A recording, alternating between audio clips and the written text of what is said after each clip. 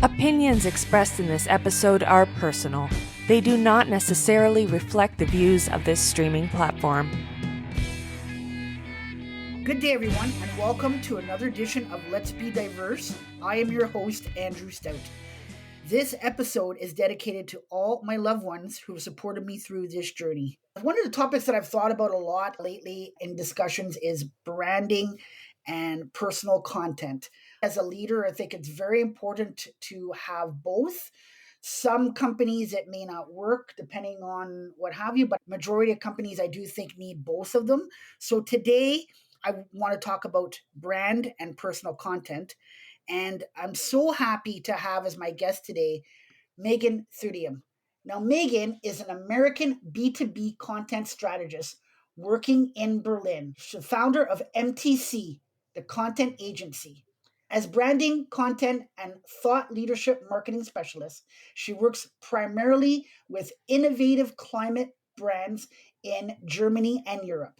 Her content approach infuses cutting edge LinkedIn content and brand management strategy, content marketing, SEO, and thought leadership best practices to drive awareness, credibility, and impact through a human focused lens. When I first met this person, I had a wonderful conversation with her on Zoom. I think she is one of the most creative people that I have had the opportunity to meet. She speaks with both power and impact, and I'm so happy to have her on the show today. Welcome to the show, Megan. Thank you for taking the time to be with us today. Hey, I'm happy to be here, Andrew, and thank you so much for the fantastic intro. You really just brought me up to the next level. Megan, to be quite honest, I think you're already at that level, and it's an honor to have you on today. How are things with you? What's new in your world? What's new in Germany? What's new in Megan's world? In my world, it's the first week of November here in Berlin, Germany. So all the leaves are now settling on the ground in beautiful shades of yellow and oranges and browns. And it's the season of reflection and slowing down for me. As I am American, originally from the United States, it's also Thanksgiving month. So in line with that holiday, it's also November is my time to, okay, we've had a busy year. Now, where is that year taking us to the end? And what are the good things that have happened? And how are we looking into the new year? I love all that. I love that you said reflection. I've been doing a lot of reflecting as well myself, getting ready for the new year as well. I was just telling somebody the other day that I was getting ready for the new year, and I couldn't believe I was saying it because I just don't know where the year went. I feel like I just celebrated New Year's Eve. I feel like it's been like 5 minutes. I had a glass of champagne in my hand and I was cheersing the new year. And here I am preparing for 2024. I just don't know where it went. So I am doing a lot of reflection as well, preparing and getting stuff ready for the new year. So I love that. Yep. Just love it. So before we begin, I always have a fun, thought-provoking question for my guests to get things going. Are you ready for yours? Bring it on. I'm excited. You're excited? Okay, here we go. So Megan, your question is, if the number 2 pencil is the most popular pencil, why do people still call it a number 2 instead of a number 1? Oh gosh. You know how long it's been since I've used a pencil? You're taking me back to my elementary days when I used to have a number 2 pencil. I don't even think they call it that in Germany. Number 2 pencil and not my business and marketing hat just went on, and I was thinking maybe number 2 was more of a clever way of phrasing it, making it more snappy and interesting than number 1. Or maybe they didn't want to claim the number 1 because then it would have to be the best. Maybe they didn't believe in their product. I don't know. It brings up more questions. Your question brought up more questions.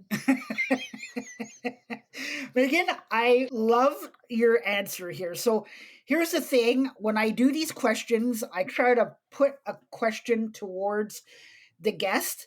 So either a comical or thought-provoking. And when I came up with this answer, You didn't give the answer that I thought, but you went in a direction that you would. And I had a feeling that you were going to take your marketing hat and you were going to give me a marketing answer. So you went pretty much the way that I thought you were going to go. So kudos to you on that. And thanks for having fun with me. I think I have more fun with those than my guests do. So I love it. A plus for Megan. A plus for Megan. Great start for Megan. Absolutely. Why don't we start off, Megan, with you telling us a little bit about you and your story? Yeah. So I think my journey that I want to share today really starts at 21. So that was a few years ago. I won't say my age, but at 21, I had just entered the job market. I had just finished my degree in marketing business in nonprofit. And I had a lot of passion and focus on what I wanted to do. And that was also at the end of kind of an economic crisis we were having in the States. So job market wasn't so good. But I went into my first job and I loved it. But I was living in California at the time. In California, and the current state that I was in was not providing me with what I wanted or what I was hoping to have in my life. And what that was being able to rent a flat. Or, sorry, I'm using the European term, an apartment, being able to rent in an apartment and being able to own a car, being able to pay off my university, and all these things that I think a lot of young people look for, especially in their 20s. I wasn't able to achieve because of the high cost of California and the type of environment that I was currently in. So at the same time, I was also very open minded. I wanted to travel, I wanted to discover the world. I also wanted to get my master's degree in management and leadership. And I was like, okay, how can I combine all those things to give me and build the type of life and style that I am looking for? So at 25, I moved abroad to Germany and I found myself in Berlin because that's where I studied my master's program. And since then, I have not left. I love Germany. I love the European mindset of the progressivism of the lifestyle here. I'm very engaged in the things that we talk about on how to build this type of lifestyle I was looking for.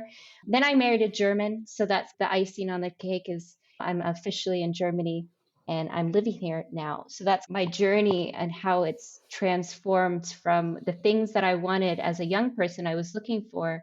And I went out and I looked for them and I built a life in another country, in another culture, in another language for the things that I wanted. And since then, I've been building a business now alongside of it and trying to figure out where does my career, my management abilities, my leadership fit in an international global context. As someone coming from California, now living in Germany, not necessarily speaking the language, but trying to market on an international level in native English. Megan, I love your story. A lot of stuff. First thing that packed in my brain about your story was I commend you because there's a lot of people who would have looked at your situation and they probably would have thought, oh, this is where I'm living. I went to school, I studied. This is what I'm supposed to have. This is all I can have. This is all I can achieve. And I'm just going to stick with it. I'm going to get the family, the husband, the picket fence, the house, the kids. And that's the life that I'm supposed to have, so I'm going to have it. You, in fact, decided, you know what, this is not the life that I want. I want more. And you decided this is what I'm going to do and I'm going to move. I'm sure it wasn't easy for you to pick up and leave and move to another country, somewhere where you had no idea what it was going to be like because you were familiar with the United States of America, but you weren't familiar with Germany. You've been visited, but your familiarity was not the same. So for you to pick up and decide, this is what I'm going to do, and I'm not looking back. So I commend you for that. Thank you. And the other thing I want to say is that you talk about leadership, and I was talking to you just before we started taping, and I was saying to you that a discussion that I've been having a lot of people feel that leadership is a one-step thing. So you're a leader because you are in a specific role. And I truly believe as a leader, leadership comes in many different forms. And you can be a leader in any different profession. And I do believe that you can be a leader no matter what you're doing. I think we learn to be a leader from a young age.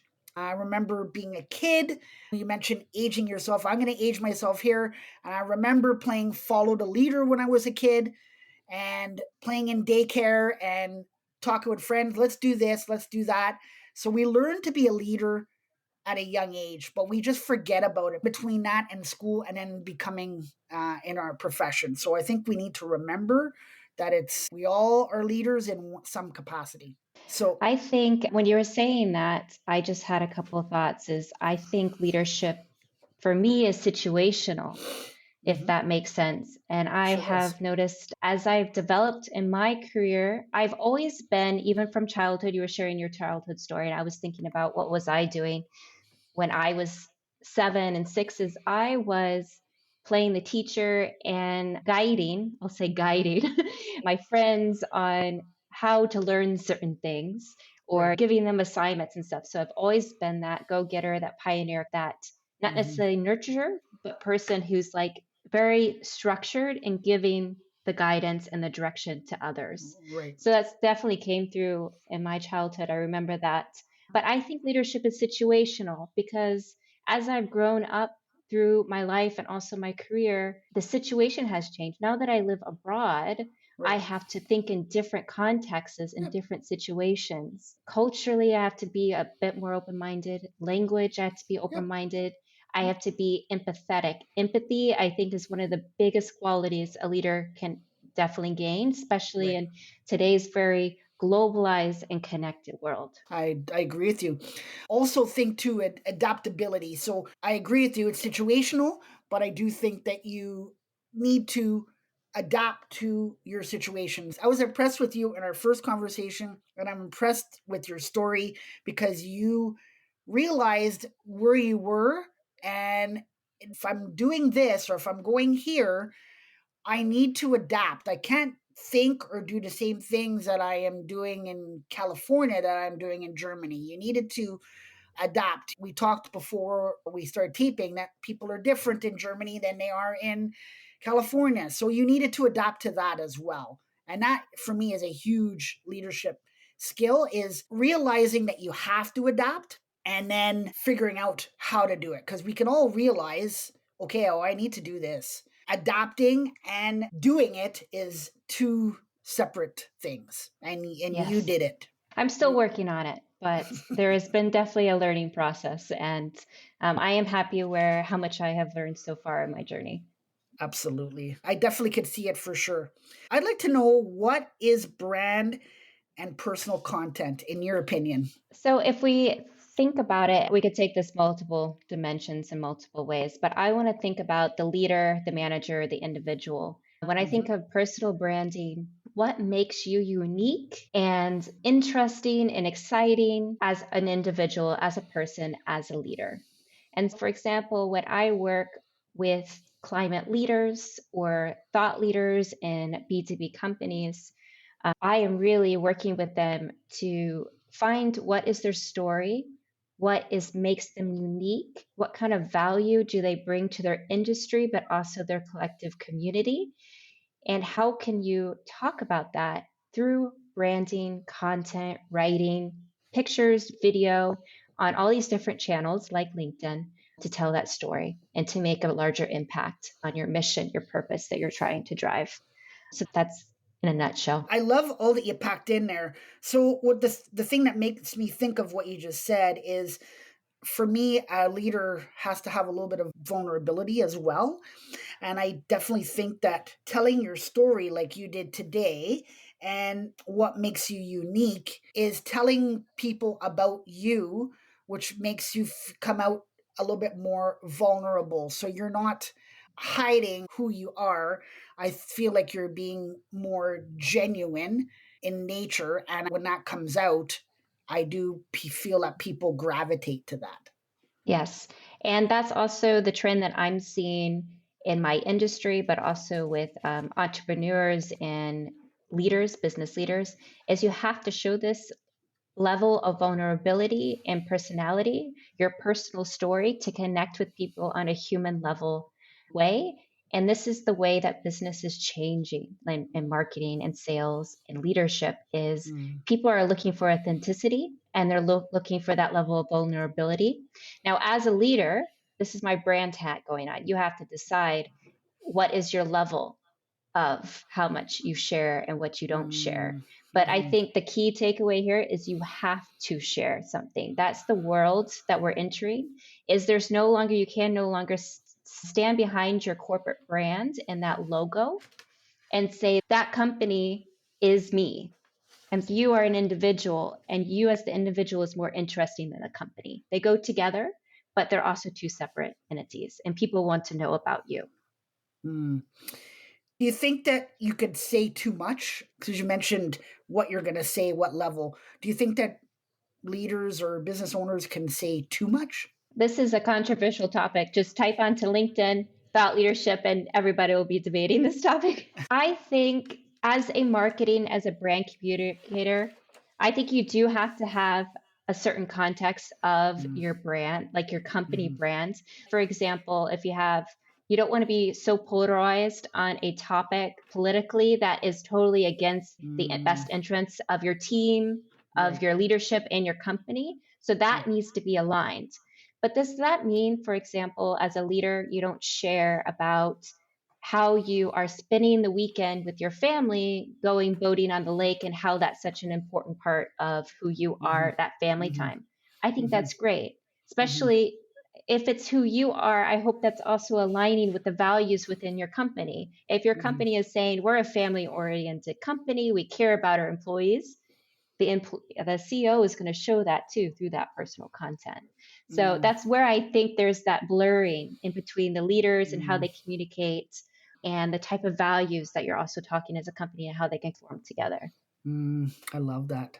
So, what makes great branding and great content? Oh, that's a loaded question. The first word that I thought of when you said that is, I think, originality and then creativity.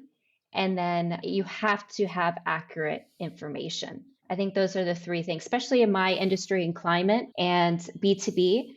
You have to have original thought. That's where thought leadership is coming in. But that information has to be accurate. You can't just be talking about unfactual information. You can have opinions, but you have to Mhm. be honest that they're your opinions and that they're not Mhm. fact. And I think Mhm. this is a really important thing when it comes to branding and content and also positioning yourself as a knowledgeable expert in your industry, and making sure you're walking that more ethical line because especially in my industry where we talk about a lot of important topics, we don't want to mislead people and we don't want to misguide people in the wrong direction based on what we're saying as because if you think about it, for example, an SEO leader, they are Mm. influencing their team, they're influencing their colleagues around them. If they're the CEO of a large corporation, they have thousands and thousands of people under them and then all the Mm. connections in their business. They are an influencer, so they Mm. also have to step up in a certain way and say, Mhm. okay, yeah, I'm going to be a little bit vulnerable, but also what I say has impact. Mm. I love the accuracy in information. I always say, as a leader or a business owner, I think that if someone was to ask you a question, for example, if you don't know the answer, I think the worst thing that you could do is give an answer that, like you say, is not accurate or off the rail. I think a good leader is one that we mentioned, you talked about this earlier, you're continuously learning. And I'm the same way. I'm a lifelong learner. I'm always reading, always having good conversations with people, and I'm always taking notes from people.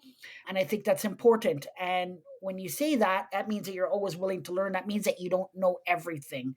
And if you come across that you know everything, when you actually don't know the correct answer, I feel like that could be a detriment to you for sure. I think as a leader, also taking ownership of when you don't know the answer and Right, phrasing that in such a way as I don't know the answer, but let me figure it out. Let's figure it right, out together or something.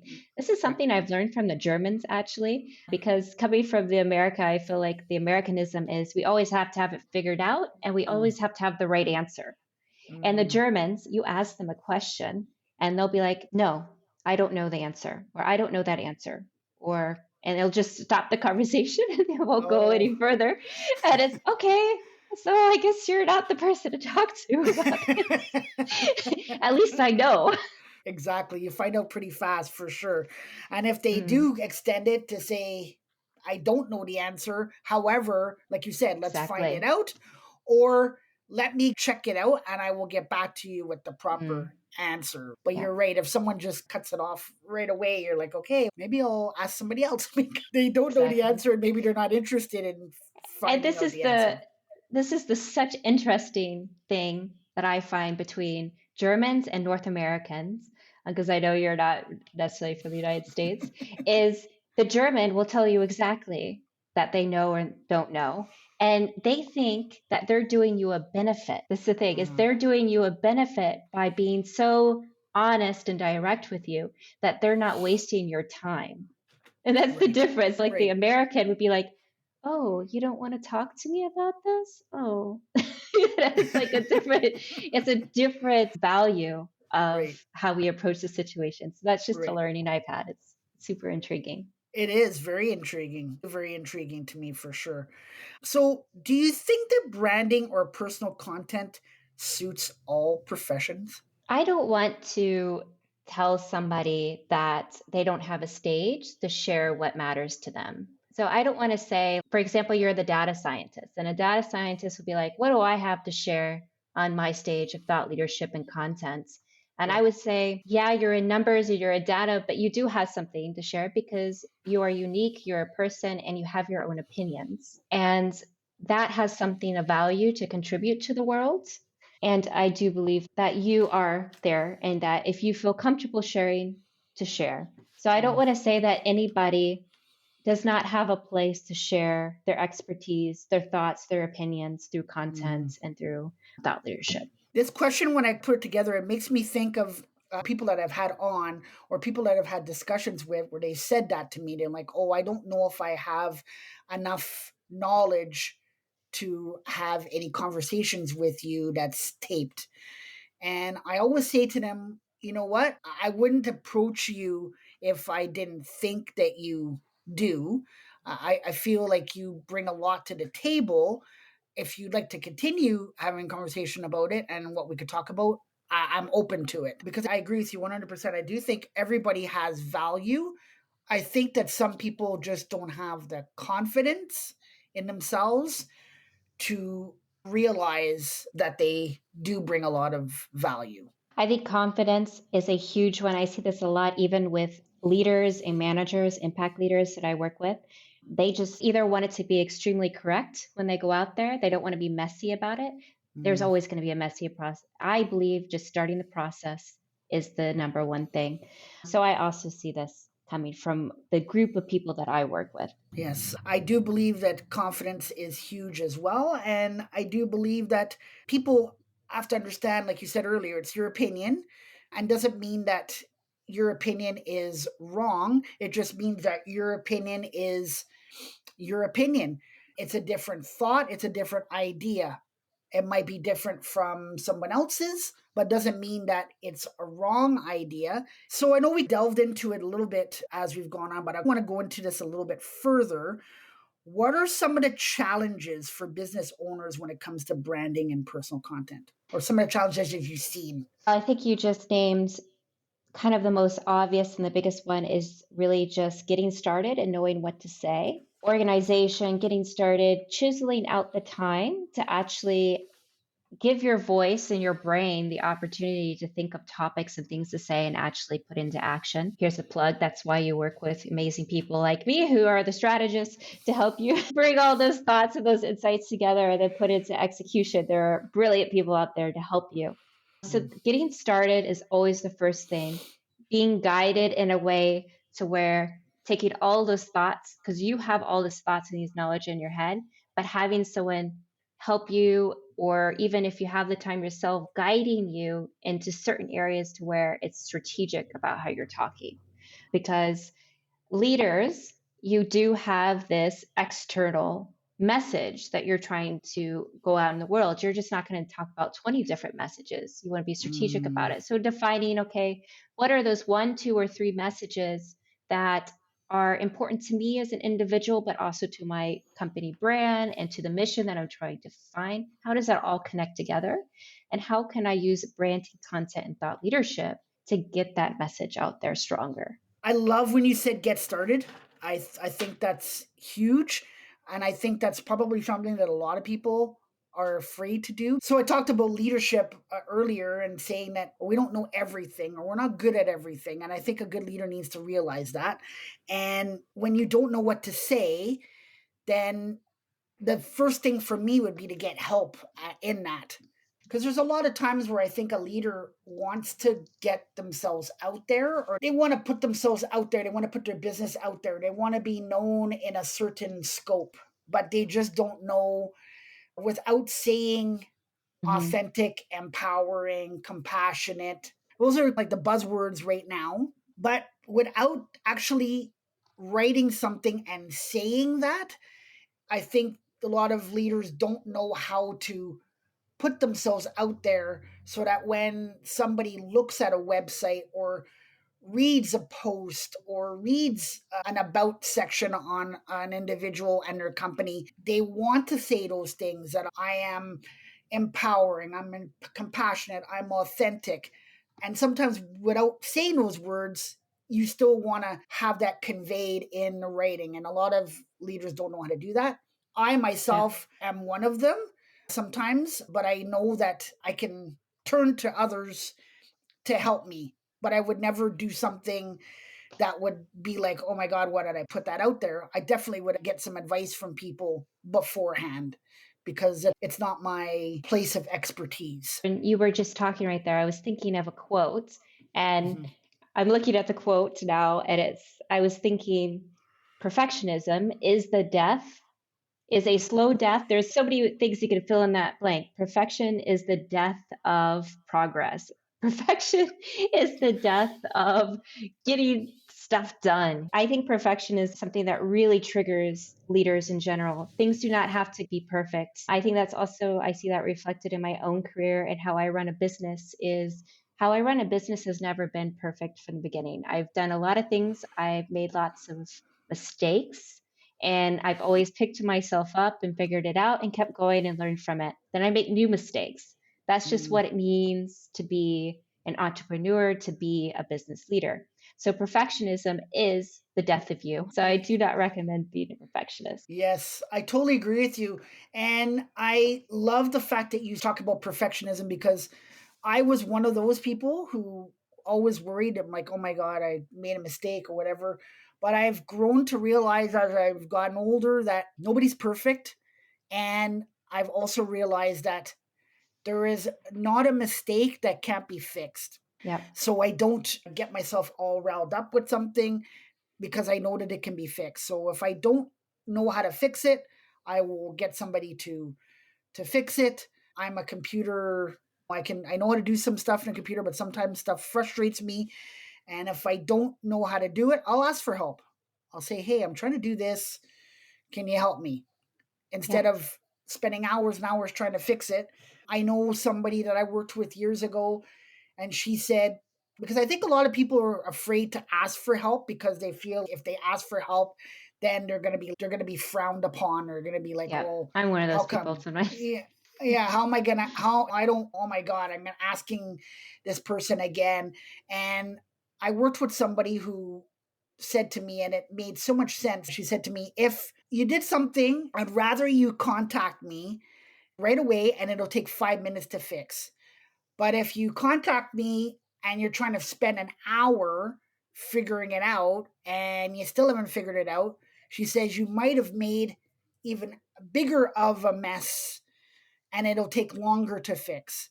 So she's just contact me. And she even said to me, she says, I don't care if it's 5 times in a day, contact me because I can fix it. I know what to Yeah. do, I can fix it. But don't wait. That's the worst thing. That's the worst thing. I also had a manager who said something very similar to me at the beginning of my career. It's better to go to, that's also the environment I try to create with my team is I give them a lot of freedom to try new things, to learn and grow, take the tasks and run with it. And then they come to me. They know that I'm open to their questions. I create that openness, that transparency, that environment. I want them to feel that they can come to me and not Mhm. be ridiculed for it, not be looked Right. down upon of it. I want to be that leader where Mhm. they have no problem and they feel comfortable coming Right. to me to Right. ask those questions. Absolutely. So, where do you see branding and personal content going in the future? On this topic, I actually think it will become less perfect. I Mm, see it a lot with the younger generation on how they create videos, for example, on TikTok. Content creation is becoming more raw, right. more personal, and less polished. Mm, I'm from the generation of millennials where, for example, Instagram used to be all pretty pictures and everything had to be perfect mm, and mhm. perfectionism was a huge Yep. thing. Yep. It's changing with the younger. They're like, they'll just pop up their phone and record a recipe or whatever on TikTok and publish it. They won't think twice about it. So I think that's the way that we're moving with content creation and branding is more That's phenomenal. authenticity, more personalization of content, and less just giving a shit about it being Right. perfect. It Right. doesn't have to be perfect. Less sending it and getting it edited and stuff like that, more raw. I love that because you talked about, you remember, and I totally remember that too, of Instagram when it first came out, and even Facebook, people putting videos out and they're so perfectly edited and clear, and the sound is great, and it's just perfect. And I do notice that now that it's a lot less of that. People are being more raw, people are being more themselves, and they're not worrying about as much. They just want to get out there and they just want to say stuff. So I totally agree with you, and I do see that as well. So if you could choose one word to describe yourself, Megan, what word would that be? I would describe myself as creative, but I've also been asked, I've done this question many times in like these group settings, and then other people describe me and they're completely different. Yep. So I think it's always interesting. It's like I describe myself as creative, but everybody else has a different interpretation of my word. I do love the creative. I do think you are absolutely creative in what you do and what you speak about, what you post. I do think that as well.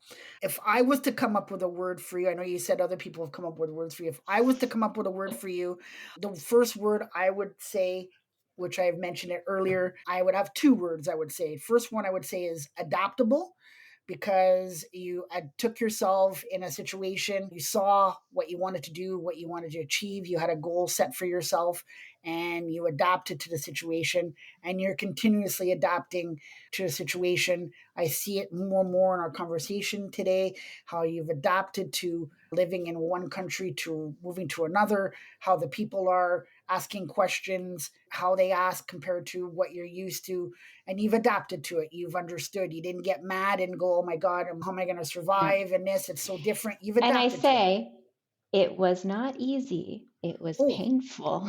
oh, for sure, for sure, But I and I got get it. there and I'm still working on it because there's no perfectionism, especially when you live abroad in another country and another culture and language. Yeah, for sure. The other word that I might shock you with is powerful, and I say you're powerful in the words that you speak, how clearly you speak, how powerful your content is, and how of a powerful, friendly, engaging personality that you have. So those would be the two words that I would use for you. Thank you, Andrew. You're You just very welcome. tickled. I'm glad. I'm glad. Those are two words that I thought about, and those are two words that I came up with. I talk a lot about our first conversation on Zoom. It was one of those conversations that was very enlightening, very inspiring to me. And it was one of those conversations where we spoke, I can't remember how long we spoke, but it was way over an hour. And I felt that comfort level that I could have spoken to you another hour or two, but it was getting close to supper time, and I believe your husband had supper ready or whatever, so you had to go. But that's just that comfort level. And I noticed those two words right away, adaptable and powerful, from the get go. And I'm so happy that I'm going to have this person on, and I can't wait till we schedule something. So it was great. It was awesome. Any final words for today or any final thoughts? Final thoughts? We talked a lot about perfectionism, branding, content, leadership. There's so many things to digest there. I think one of my mottos that I really adopted as I've gone through the last 10 years of my career is the phrase, just do it. It's a little bit of my Americanism, get it done. But I really live by that phrase. It doesn't have to be perfect. It can be messy. Get it done. Yeah, you have a place in this world, especially when it comes to content and thought leadership. And as a leader, your voice definitely needs to be heard. So get it done and get on there and start speaking up. We want to hear you. Awesome. As I said, I wanted to take the time to thank you for coming on today. I know that you have a busy schedule, always have something on the go. I know that the time difference was a little bit tough for us to figure out, but I appreciate you not just being here, but willing to be here and wanting to be here with me and have this conversation, not only for us to have, but for others to listen to. I am very appreciative of you. I think you are a remarkable individual and you inspire me to do things that I maybe never thought of doing before. So I wanted to let you know that. Thank you so much. Thank you, Andrew. You're very welcome. So on behalf of myself and my guest today, Megan, I'd love to thank you all for joining us today. And until next time, remember that if we all work together, we can accomplish anything.